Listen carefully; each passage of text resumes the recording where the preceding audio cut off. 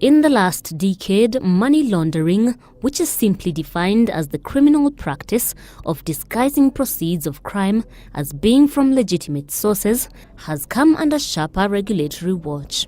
Especially in the wake of the growing threat of global terrorism, whose financing has often passed unnoticed by financial institutions and authorities. And with the enactment of the Anti-Money Laundering Act in 2009, Kenya declared its commitment to wage war on money laundering activities. A commitment that is largely on paper. The Financial Reporting Center was supposed to have been set up by 1st of June this year. That's already passed. Okay, that needs to be set up. As soon as it is set up, I am sure it will be all systems go. With all the arms of all the stakeholders, the financial institutions, the obligations that are required for the various stakeholders in the country. An advisory board was inaugurated late last month to establish the center and recruit a chief executive officer to lead the new watchdog body. But in the meantime, all financial institutions are expected to report to the central bank any suspicious transactions within 7 days of the date of the transaction.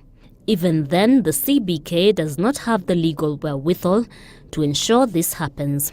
There's a lot of work to be done within the judicial system to make it more robust before all the various acts, including anti-money laundering, can be supported by that system. Banks are also required to query individuals making any unusually large transactions of at least $10,000 or 900,000 shillings. And as the fight against graft in Kenya hots up, the government has been urged to expedite the process of setting an anti-money laundering system. Ultimately, this thing is not going to go away overnight. It's a disease that we've lived with for over all these years. But by taking these measures now, in the longer term, yes, it will definitely have an impact in mitigating the risk of money laundering and theft. Nonetheless, winning the money laundering battle will take more than just the written law. After all, money laundering is a complex issue that involves many parties. Christine Mbithimagori, K24 Business.